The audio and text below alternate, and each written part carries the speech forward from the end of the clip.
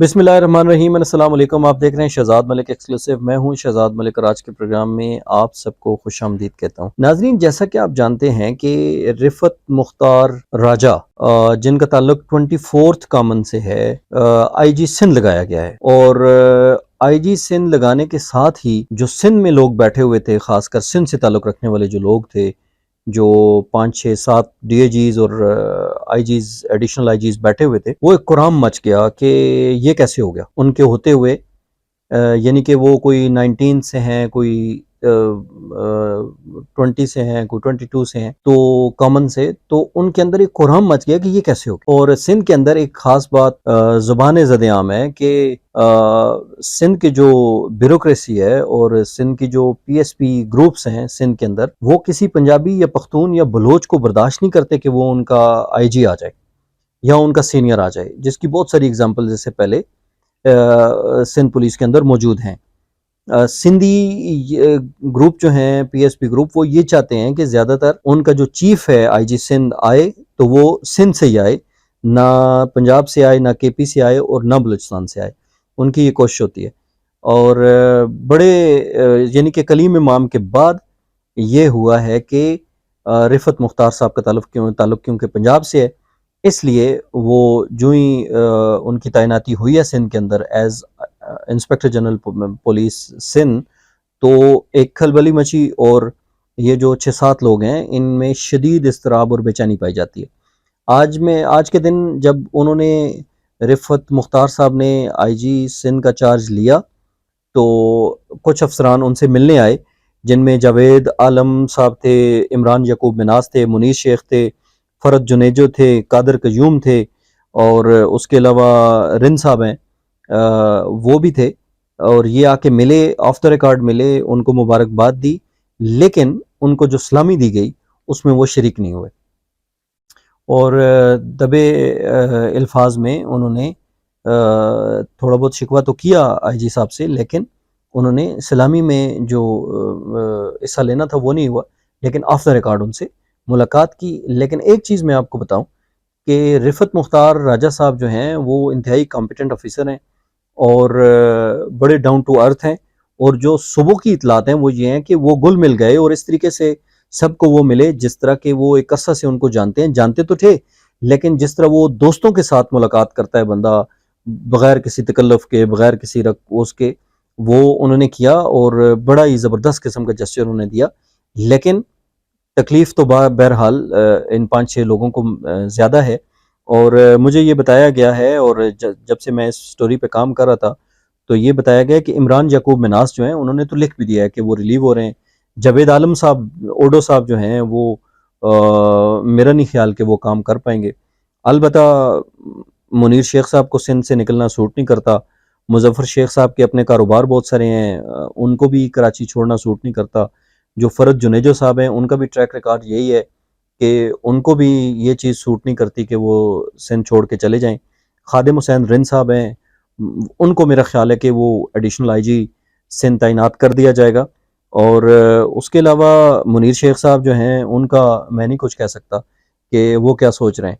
लेकिन एक चीज़ आपको याद होगा कि इनाम गनी को जब आईजी पंजाब लगाया गया था, तो उससे पहले तारिक मसूद यासीन थे आईजी, जो उनसे बहुत सीनियर थे।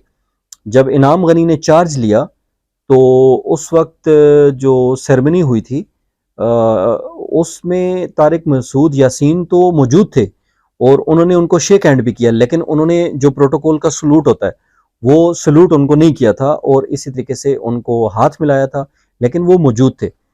अब आप ये देखें कि तारिक मसूद यासीन सीनियर थे और आईजी पंजाब जो इनाम गनी थे लगाए गए थे, वो जूनियर थे, लेकिन जब उन्होंने चार्ज लिया तो कर्टिसी के तौर पे, मुबारकबाद के तौर पे वो सलामी के अंदर शरीक हुए।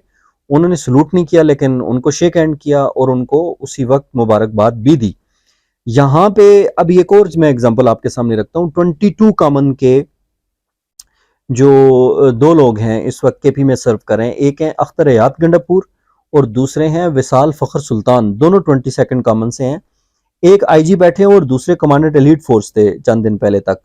लेकिन विशाल फ़खर सुल्तान ने ये बात नहीं की कि हम दोनों बैचमेट हैं اور جو میرا جو بیچ میٹ ہے وہ آئی جی کے پی بن گیا اور میں کام نہیں کروں گا.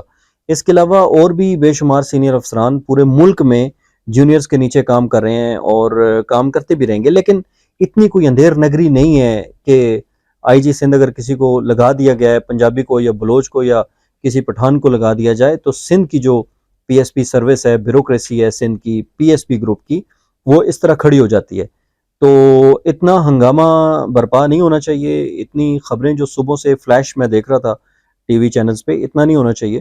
رفعت مختار راجہ بھی پی ایس پی گروپ سے ہیں، اسی پروسیس سے آئے ہیں جہاں سے عمران یعقوب مناس، غلام نبی میمن، فرد جنیجو، عبد القادر قیوم اور خادم حسین رند اور جاوید عالم اوڈو، یہ جتنے لوگ ہیں اسی پروسیس کے تحت وہ بھی آئے ہوئے ہیں. اب ایشو یہ ہے کہ ڈیلیور کیسے کرنا ہے، یہ کام ہونا چاہیے. ڈیلیور کیسے کرنا ہے، عوام کے جان و مال کا تحفظ کیسے کرنا ہے، یہ پرائیورٹی ہونی چاہیے. یہ پرائیورٹی نہیں ہونی چاہیے کہ جی رفعت مختار راجہ جو 24 کامن سے ہیں اور ان سے جو سینئر بیٹھے ہوئے ہیں 22 کے، 20 کے، 19 کے، 17 کے، سوری 19 کے، وہ جو ہیں ان کو لگانا چاہیے تھا. یہ نہیں ہونا چاہیے. سندھ کے حالات آپ کو پتہ ہیں، اللہ معاف کرے، جو کراچی میں جو اسٹریٹ کرائمز ہیں اور جو اغوا ہے، جو ٹارگٹ کلنگ ہے، وہ آئے دن ہوتی ہے، اس کا کسی کو خیال نہیں ہے. اور سندھ کے جو افسران ہیں وہ زیادہ تر جو ہماری تحقیقات ہیں اور جو ٹریک ریکارڈ ہے آپ پچھلے 5 7 10 سال کا دیکھیں تو وہ کسی نہ کسی پولیٹیکل شخصیت کی بیکنگ کے اوپر بیٹھے ہوئے ہیں. وہ روٹیشن پالیسی میں بھی نہیں جاتے، وہ سندھ چھوڑنا بھی نہیں چاہتے، سندھ کے اندر رہنے بھی چاہتے ہیں. اور سندھ کے جو زیادہ تر افسران ہیں پی ایس پی، ان کو پیٹرولیم سروسز آف پاکستان کہا جاتا ہے، وہ پولیس سروس آف پاکستان نہیں کہا جاتا. وہ زیادہ تر کاروبار کے اوپر بیٹھے ہوئے ہیں، کوئی ڈیری فارم چلا رہا ہے، کوئی تیل کا کام کر رہا ہے، کوئی پیٹرول کا کام کر رہا ہے، کوئی شادی ہال چلا رہا ہے، کوئی ڈپارٹمنٹل سٹور چلا رہا ہے. تو اگر ان کی یہ جتنے لوگ ابھی تو میں نام نہیں لے سکتا، بے شمار لوگ ہیں، سب سے پہلے آ کے جب یہ سندھ کے مختلف اضلاع میں جب لگتے ہیں تو سب سے پہلے کام یہ آئل ٹریفکنگ کا کرتے ہیں اور ساتھ ساتھ یہ اسمگلنگ کا کام کرتے ہیں. یہ سارے ان کے نیچے جو ہوتے ہیں اپنے اپنے یہ کاروبار مکروہ دھندوں میں ملوث ہیں سارے زیادہ تر لوگ. اور پیٹرولیم سروس آف پاکستان اسی لیے ان کو کہا جاتا ہے کہ یہ سب سے پہلے پیٹرول، کیونکہ سندھ کا جو زیادہ تر بارڈر ہے وہ ایران کے ساتھ ہے، تو ایران سے جو ٹریفک بلوچستان کے ساتھ، تو بلوچستان سے جو پیٹرول اور ڈیزل جو سمگل ہو کے آتا ہے اور باقی چیزیں جو سمگل ہو کے آتی ہیں، وہ سب سے پہلے دھندا ان کا یہ شروع ہوتا ہے اور اس میں یہ امیر ہو جاتے ہیں، تگڑے ہو جاتے ہیں. پھر یہ اپنے پیٹرول پمپ بناتے ہیں مختلف کمپنیوں کے ساتھ مل کے، اور وہ جتنا ایرانی پیٹرول ہے وہ ٹریفک ہو کے، سمگل ہو کے ان کے پمپس کے اندر آ کے، یعنی کہ وہ کوڑیوں کے دام آ کے آگے جو ہیں وہ جو اس ملک کی جو پرائس ہے جو پیٹرولیم منسٹری طے کرتی ہے، وزیر اعظم اپنا ہماری فائنانس منسٹری طے کرتی ہے، اس کے اوپر یہ بیچتے ہیں. تو اس طرح جن لوگوں کے کاروبار ہیں وہ تو رفعت مختار راجہ صاحب کے ساتھ کام کرنے پہ تیار ہوں گے، لیکن جن کے نہیں ہیں میرا خیال ہے وہ ریلیو ہونے کے جو ہیں وہ ان کے چانسز زیادہ ہیں اور وہ وہاں سے نکل جائیں گے. تو اس میں اتنا زیادہ ہنگامہ میرے خیال سے برپا نہیں ہونا چاہیے. فوکس یہ ہونا چاہیے کہ ہم نے سندھ کے جو عوام ہیں، کراچی کے جو عوام ہیں، ان کی جان و مال کا تحفظ کیسے کرنا ہے، یہ آپ کی پرائیورٹی ہونی چاہیے. یہ نہیں ہونا چاہیے کہ میں نے اپنے جونیئر کو سلوٹ مارنے سے کوئی کم نہیں ہو جائے گا، کوئی زیادہ نہیں ہو جائے گا. اگر آپ اپنے سینئر کو سلوٹ مار دیں گے تو اس میں کوئی وہ نہیں ہوگا. ہاں، جان و مال کا تحفظ جو ہے عوام کا وہ بڑا ضروری ہے، اس پہ فوکس رہے تو زیادہ بہتر ہے. اپنا خیال رکھیے گا. خدا حافظ.